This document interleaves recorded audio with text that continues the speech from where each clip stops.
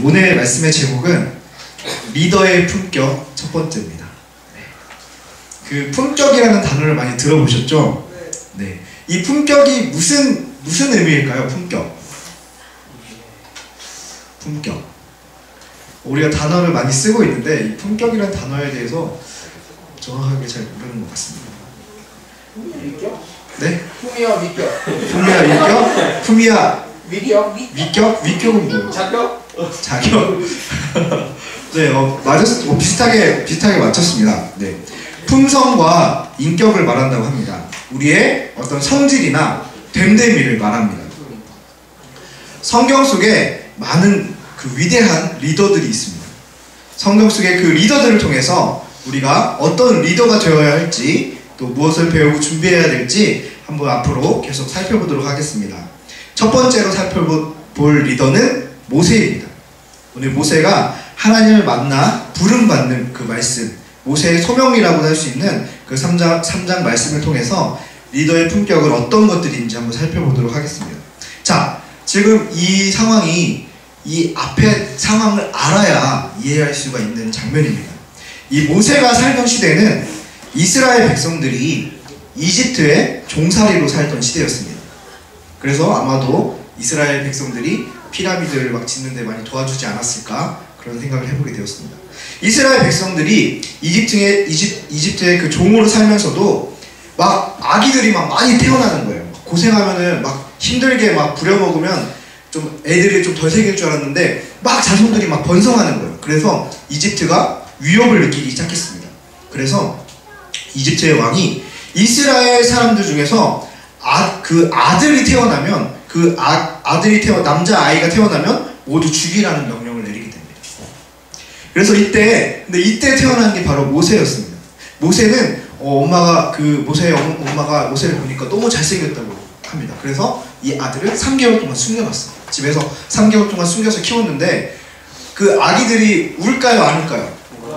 울죠. 막 울기 시작하니까 이제 들통이 날릴 것 같았어요. 그래가지고 그 갈대로 상자를 만들었어요. 그 상자를 만들어서 갈대 강가에 있는 갈대 사이에 그 갈대 바구니를 놓아두었습니다. 근데 그때 마침 이집트의 공주가 거기에 목욕을 하러 왔다가 그 바구니를 발견하게 된 거예요. 그래서 이 이집트 공주가 이 모세를 데려다가 양자로 삼았습니다. 그리고 이 아기 모세를 키울 그런 유모를 찾게 되는데 그 모세의 친어머니가 그 모세를 돈을 받고 키울 수 있게 되었습니다. 그래서 이스라엘의 많은 아기들이 죽음을 당했지만 모세는 살아남았습니다. 그리고 모세는 왕궁에서 자라게 됩니다. 이 모세는 민족에 대한 열정이 있던 사람이었습니다. 이 모세는 기적의 사람이었습니다. 모든 남자 아기들이 죽임을 당할 때 모세는 기적적으로 생명을 잃지 않았습니다. 뿐만 아니라 왕궁에서 좋은 음식과 좋은 교육을 받고 살았습니다. 공주의 양자로 자란 이 모세가 어떻게 자신이 이스라엘 민족이라는 것을, 이스라엘 백성이라는 것을 알게 되었을까요? 이 모세를 누가 키웠죠? 모세의 친엄마가 키웠죠. 네. 그렇기 때문에 이 모세가 자기가 어느 민족인지에 대해서 들었을 것입니다. 그래서 이 모세가 이제 성인이 되어서 이제 밖을 돌아다니고 있는데 거기에 이스라엘 백성들이 막 매를 맞으면서 힘들게 일하는 모습을 보게 됩니다. 이 모세가 자기 민족이 지금 막 고통당하고 있는 모습을 보고서 자기가 무언가를 해야겠다는 생각이 들었습니다. 그래서 그 민족에 대한 그 열정과 사랑이 이 모세 마음 가운데 있었던 것입니다. 여러분들 혹시 가족에 대해서, 친구에 대해서, 그리고 학교와 이 지역에 대해서 열정이 있습니까? 사랑이 있습니까? 없나요? 여러분의 그 가족이 소중하다면, 친구들이 소중하다면 그들이 저주와 상처 가운데, 그리고 사탄의 그 손 가운데 남겨 있어서는 안 되는 것입니다. 그들에게 그 가족을 위해서, 친구를 위해서 우리가 복음을 전해야 되지 않을까요? 나만 그냥 천국에 가면 될까요? 모세도 그냥 민족이고 뭐고 그냥 자기만 그 왕궁에서 그냥 편하게 먹고 살 수 있었어요. 그냥 그렇게 편하게 먹고 살다가 죽을 수 있었어요. 하지만 그렇지 않았습니다. 민족을 향한 궁휼한 마음이 있었습니다.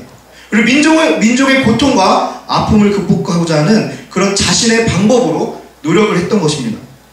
여러분이 여기에 모든 분들이 가족을 향해서 사랑이 있다면, 그리고 친구들을 향해서 사랑이 있다면, 그리고 이 지역에 대해서, 학교에 대해서 사랑이 마음이 있다면, 그들이 아직 예수님을 모르는 사람들이라면 그들을 향한 긍휼함과 열정이 있길 소망합니다. 모세는 이스라엘 민족의 고통과 아픔을 보고 열정을 가지고 움직였습니다. 그러나 실패했습니다. 왜냐하면 자기의 방법대로 해보려고 했기 때문입니다. 괴롭히고 있던 이스라엘 사람을 죽이고서 땅속에 파묻어 버렸습니다. 그런데 이 사건이 탄로나게 되었습니다. 그래서 이집트 왕은 모세를 잡아 죽이겠다고 모세를 찾고 있었습니다. 이 모세는 어쩔 수 없이 그곳에서 도망가게 되었습니다. 모세는 이제 그 왕궁에서 편안하게 살던 공주의 아들이 아닌 살인자로, 도망자로 살아가게 됩니다. 모세의 인생은 하루아침에 왕궁에서 살던 그런 왕자의 위치에서 이제 사람들의 눈을 피해 도망다니게 되는 그런 범죄자가 되어버렸습니다. 모세는 사람이 많이 살지 않는 척박한 광야로 도망치게 됩니다. 이때 모세의 나이는 40세였습니다. 모세는 어떤 기분이었을까요? 도망을 다니면서 어떤 기분이었을까요? 자기 민족에 대한 긍휼함을 가지고 행동했지만 실패했고 좌절감을 느꼈을 것입니다. 아, 내 인생 끝났다. 이런 기분이었을 것입니다. 모세는 미디안 광야에서 미디안 제사장을 만나서 그곳에서 결혼도 하고 아들도 낳게 됩니다. 모세는 그 미디안 제사장의 양떼를 치는 목자가 되었습니다. 그리고 40년 동안 그 광야에서 양을 치게 됩니다. 모세의 나이는 지금 몇 살일까요? 80세, 40세에 사람을 죽이고 도망쳤습니다. 그리고 지금 40년 동안 양을 쳤습니다. 몇 살일까요? 80세입니다. 80세. 80세가 되었습니다. 80세가 된 할아버지. 이제 그냥 과거 옛날 일이나 생각하고 그렇게 양이나 그냥 이렇게 조금씩 몰던 그런 모세가 되어버렸습니다. 이 모세가 자기의 그 과거의 모습들을 생각하면 어땠을까요? 참 화려하고 이집트의 그 막 너무 좋은 그 왕궁의 생활들, 그리고 자기 민족을 위해서 그렇게 열정을 보였지만 결국에 자기는 살인자가 되어버린 그 과거의 인생, 그리고 현재 그 사람들이 살지 않는 시골에서 양을 치고 있는 자신의 그 모습을 보면서 정말 자신의 그 인생을 보면서 난 실패자야, 난 끝났어, 난 이 허공팔 이곳에서 평생 양이나 치다 죽겠지, 이런 생각을 하지 않았을까요? 여러분은 자신을 어떻게 생각하고 있습니까? 난 안 돼, 난 못해, 난 재능이 없어, 난 실패할 거야. 혹시 이런 생각을 가지고 계십니까? 이 모세처럼 자신의 인생을 한탄하며 후회하며 살고 있습니까? 하나님께서 80세의 그 할아버지가 된 모세를 찾아오셨습니다. 실패와 좌절로 얼룩져진 그 모세의 인생 가운데 전능하신 하나님께서 찾아오셨습니다. 그리고 그 모세에게 말씀하십니다. 나는 너를 이집트 왕에게 보내어 나의 백성 이스라엘 자손을 이집트에서 이끌어내게 하겠다. 하나님께서 여러분들에게도 말씀하십니다. 나는 너를 가정에, 저 학교에, 저 세상에 보내어서 나의 잃어버린 영혼들을 저 사단의 손에서 끌고 이끌어내고 내겠다, 이렇게 말씀하고 계십니다. 하나님께서 여러분도 찾아오십니다.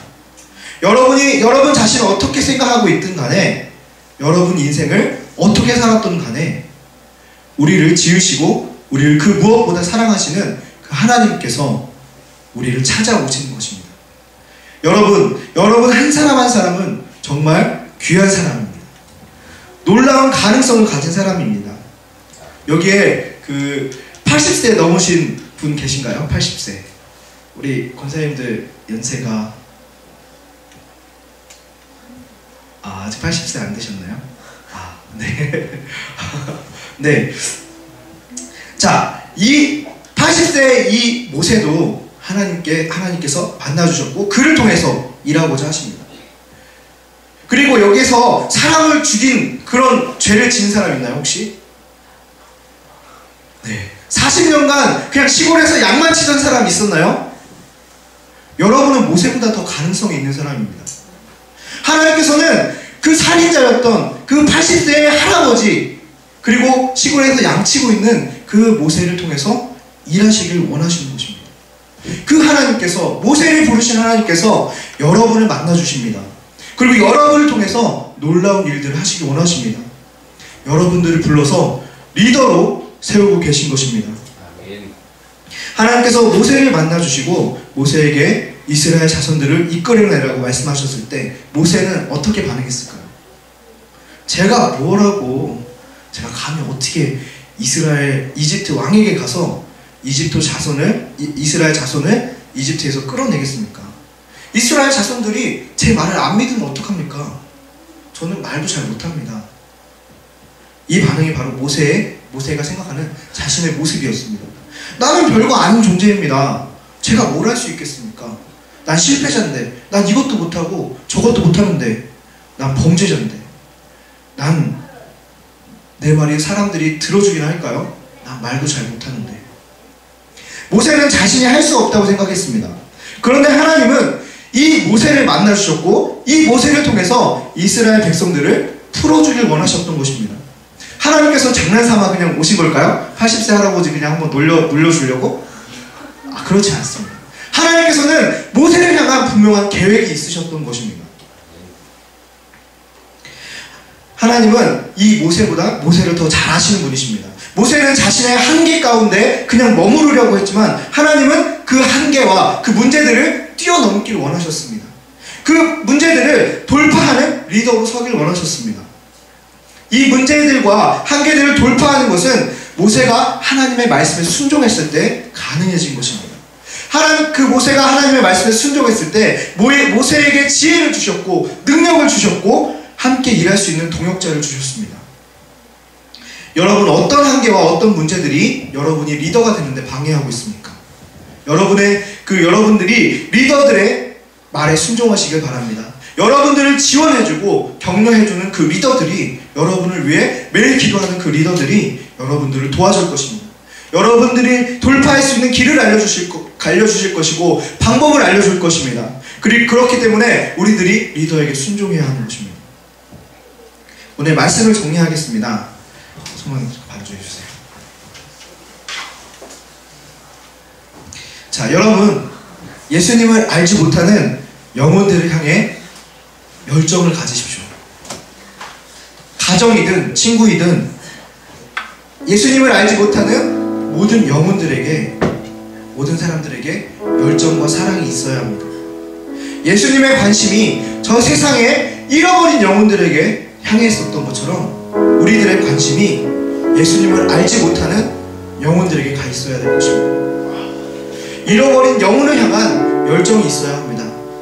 두 번째로는 여러분은 하나님의 가능성입니다. 여러분들이 하나님의 꿈입니다. 여러분들이 하나님의 영웅입니다. 모세의 정체성은 그냥 80세에 시골에서 양을 치는 과거에 사람을 죽였던 그런 범죄자가 아닙니다. 모세는 이스라엘 백성들을 건져낸 그런 리더였던 것입니다. 그가 하나님을 만난 이후로 그가 자신의 정체성을 찾았던 것입니다. 우리들도 하나님을 통해서 우리들의 정체성을 찾읍시다. 우리들의 정체성 무엇입니까? 우리들은 리더입니다. 여러분들이 하나님의 가능성입니다. 이것을 붙들고 나가십시오. 세 번째로는 하나님께서 여러분을 리더로 부르셨을 때 순종하십시오. 내가 가진 어떤 문제와 환경과 나의 한계에 머물러 있지 마십시오. 목사님과 리더의 말에 순종하십시오.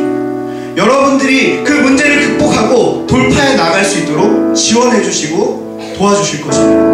여러분들의 리더가 여러분들을 하나님께 순종하도록 이끌어 줄 것입니다. 이 시간 우리 세 가지를 함께 놓고 기도하겠습니다.